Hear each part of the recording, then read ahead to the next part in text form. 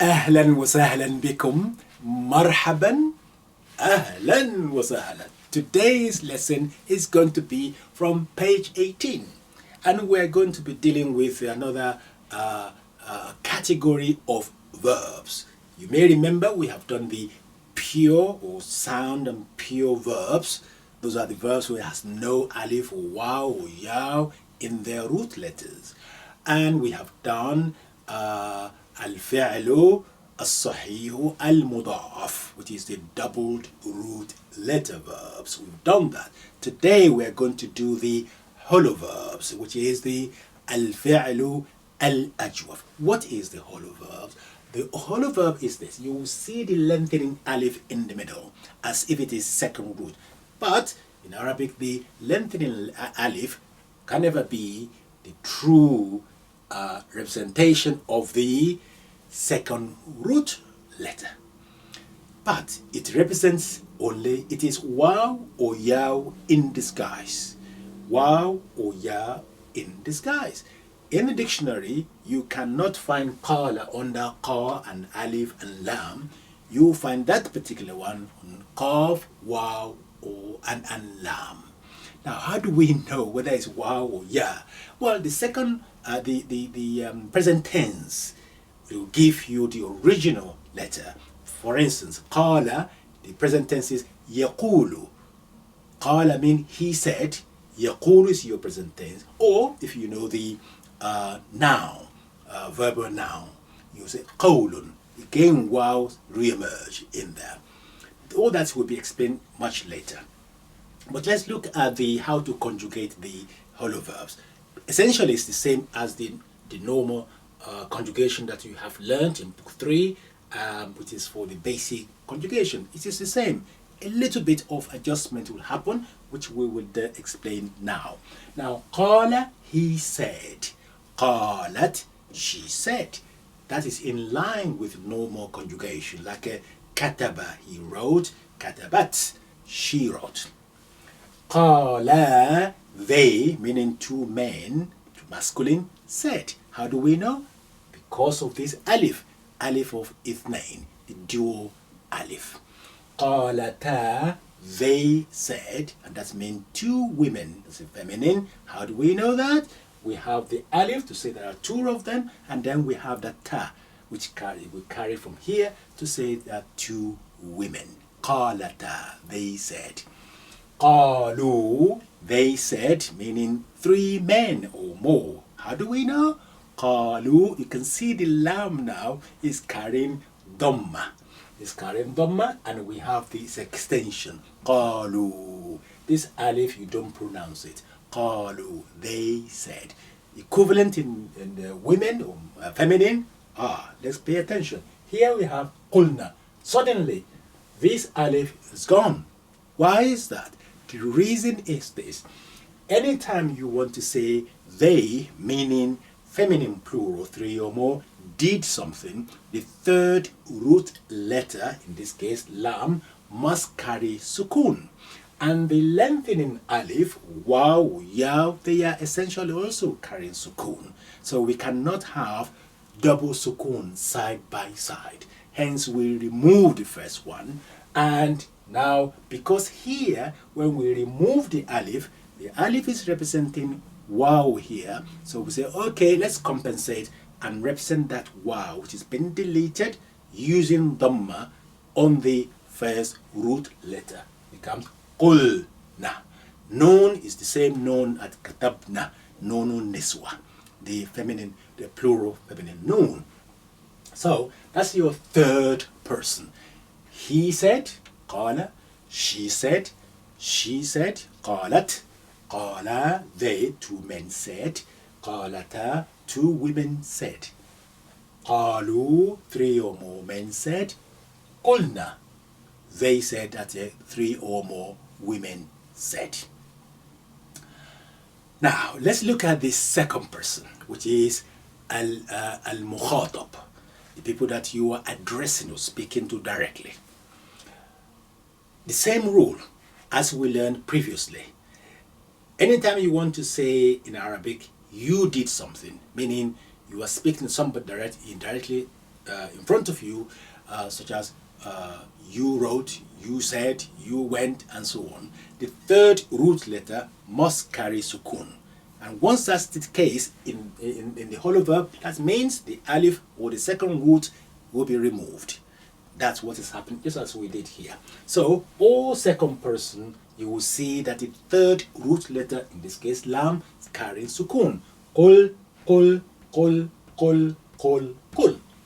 In that case, all you need to learn really is your suffixes, is to the attachment you do, the pronoun that you attach at the end. That's all you need to know. So, qul, your ta, you said, you're speaking to a singular male. Qulta, qulti, you said, that's to a woman, singular. Qultuma, both of you, is the same for both of you men and both of you women. It's the same ending. Qultuma, qultuma. Plural, 3 men or more. Qultum is tum ending. So ta, tuma, tum ending. And for ladies, qulti, ti, tuma, tun, na ending.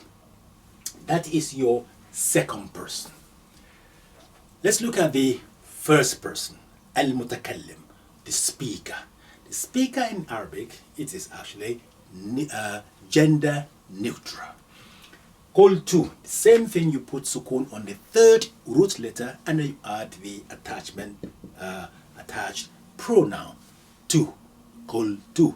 A man will say the same thing, I said. A woman will say the same thing, I said. Qultu. Qulna, we, meaning 2 or more of us said. We said. So it's the same whether 2 of us or millions of us. We say qulna and qulna. It is the same.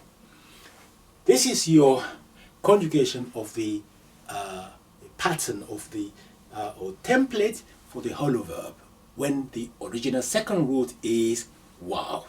What about if the original second root is actually ya, not a wow?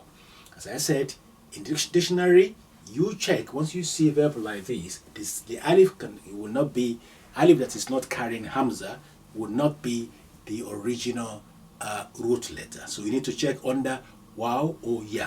Just check wow first, call wa, la, you find this verb. Or if you check another verb, you find it under ya. Let's look at the one that's original, where it's actually ya. Let's look at that. And the sample of that is ba'a. Ba'a is to sell. Ba'a, he sold. Ba'a. This alif this time is actually representing ya. We know that because we know the present tense is yabi'u, as we will explain later. So in this case, this alif is representing the ya. You find it under ba and ya and a in the dictionary. Now the implication of that will become apparent in a minute. So ba'a, he sold. Just as we say qala, he said. Ba'at, the same pattern. She sold, as we say qalat, she said. So the pattern is the same. Now let's look at we're dealing with the third person, of course, al-ghaibin wal-ghaibat. So ba'a, they, meaning 2 men, sold, as we say qala, they said. With the alif of ithnain, that's the alif of duo, is what is telling us, is we're talking about 2 people, male. Ba'a, they sold. Feminine, ba'ata, they sold. This time is 2 women sold. So as we said, qalata, they said, for 2 women. 3 or more male, ba'u, they sold. As we said here, qalu, they said. You can see the ending is the same, whether the original alif is representing ya or representing wow. So far, so good. Now, and that's actually in line with the normal verb. That's kataba, kataba, katabu, and katabat, katabata. Now let's look at the bi'na. Here we say qulna. They, meaning 3 women or more, said. We say dhamma, qulna, because we deleted the wow, second root letter that we deleted was wow. Hence we say qu, qulna bidamma. Here, the letter we deleted is actually ya, and the appropriate letter for ya is kasra. So that's why the first root letter here is carrying kasra, becomes bi'na. Again, so we delete the alif as we did here, and we add nun niswa. That's a plural known for feminine. Bi'na, they sold. So that's your third person across. Let's look at second person. As you know, in this case, when you are talking to people in front of you, al-mukhatabin, you delete the second root letter because you have to have sukun. The same thing applies here. Bi', so it's a bi'ta. It's bi'. So bi'ta, again, the attachment ta, tuma, tum, and ti, tuma, tunna as well. So bi'ta, bi'ati, you sold. Bi'ati, you sold. Taken to his female here. This is a male. Bi'atuma is the same whether you are speaking to two men or two women, just as we did here. Kultuma. Bi'atum, you sold. We say kultum, you said. Then we are speaking to three or more men. Bi'atunna, you sold. We are speaking to three or more women, as we said here. Qultunna, the ending is the same. When we say I, as a first person, we say qultu, I said. Bi'atu, I sold. Bi'na, we sold. As we say, qulna, we said. Whether two of us or three or more of us is the same ending. That is the picture of your the templates for al-fi'lu al-ajwaf, which is the hollow verb. Whether the second root, which has been represented by this alif, whether it's waw, qala, or ya, ba'a. The number of verbs, which are the hollow verbs, you will learn more about those. And I'll put some of them in the sentences for you, so you can actually see them in action, so you can relate to them when you use in sentences. That's always better. Remember, language is practice. It's no use to know the rules without actually put it into use at all. So that's your past tense. Inshallah, in the next lesson we're going to be dealing with the present tense, and then we follow that with the imperative, al-fi'l al-amr, inshallah. In the meantime, please go to page 18 where you see all the necessary explanation for hollow verbs in the past tense, and later on we see the present tense as well. So go on, do your studies for me, and good luck, and inshallah see you next lesson, inshallah. God willing, ma'a salama, ila liqa, fi amanillah.